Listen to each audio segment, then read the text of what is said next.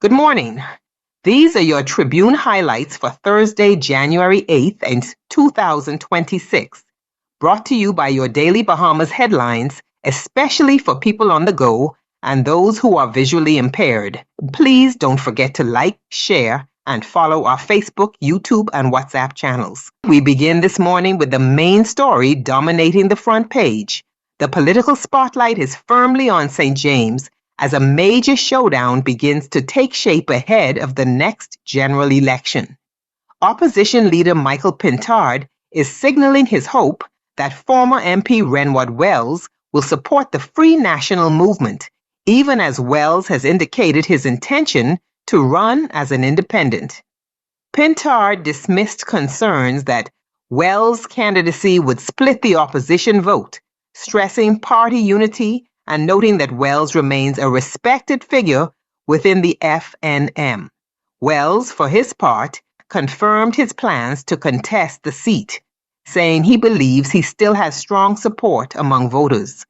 The development comes as the newly tabled Boundaries Commission report proposes new constituencies in St. James and Berry Islands Bimini, reshaping the political battleground and intensifying competition in Western New Providence. Also tied to the boundaries debate, Pintard is quoted elsewhere in the paper arguing that the report fails to adequately fix long-standing voter disparities despite government denials. The opposition maintains that unequal constituency sizes undermine electoral fairness, an issue likely to remain front and center as election preparations continue. Turning to national news, tragedy struck Eleuthera, where a deadly traffic crash claimed the lives of two young men. The collision occurred near Palmetto Point, involving two vehicles traveling in opposite directions. Police say the impact caused extensive front-end damage, and one of the victims had to be transported to New Providence for medical treatment, where he later died. The incident adds to growing concerns about road safety across the country. In Health and Science News, a major international study led by Bahamian researcher Dr. Colton Jones suggests that commonly used obesity and diabetes drugs, known as GLP-1 medications, may help reduce the risk of colorectal cancer. The study examined data from more than 281,000 participants and found that GLP-1 users were significantly less likely to develop the disease compared to those taking aspirin. Researchers caution that while the individual benefit is modest, the potential public health impact could be substantial, particularly for younger patients and those at higher risk. On immigration and crime, 13 Haitian nationals have been convicted in Bahamian courts, while 64 migrants have been deported following immigration enforcement operations.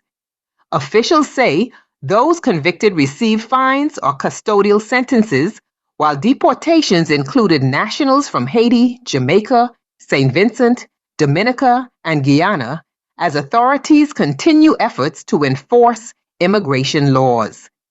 From the opinion pages, the Tribune reflects on the changing political landscape, noting that while new constituency boundaries bring fresh opportunities, voter engagement remains a concern. Editorial voices call for stronger leadership, improved governance, and a renewed focus on citizen participation in shaping the country's future. Another opinion piece questions the growth of online gaming and web shops, asking whether they align with Christian values and broader social responsibility. In sports, the Anatole Rogers Timberwolves delivered a stunning performance, defeating the Doris Johnson Mystic Marlins by an emphatic 119-17, a 102-point margin that underscores their dominance in government secondary school basketball. Track and field also made headlines as the Bahamas Association of Athletic Associations celebrated a return to competition with a successful community run and walk, promoting fitness and national pride. And finally, the paper carries community notices, job listings, and education opportunities, including teaching vacancies at Queens College, reminding readers of the many ways to stay engaged and informed. That brings us to the end of today's Tribune highlights. Remember, a well-informed public is the foundation of a strong democracy.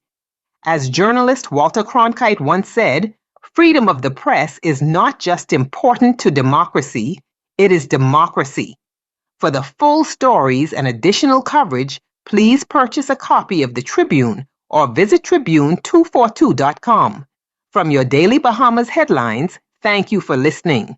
Stay informed, stay engaged, and as always, enjoy your day, be blessed, and be a blessing. This video and content is produced by AI with a cloned AI-generated voice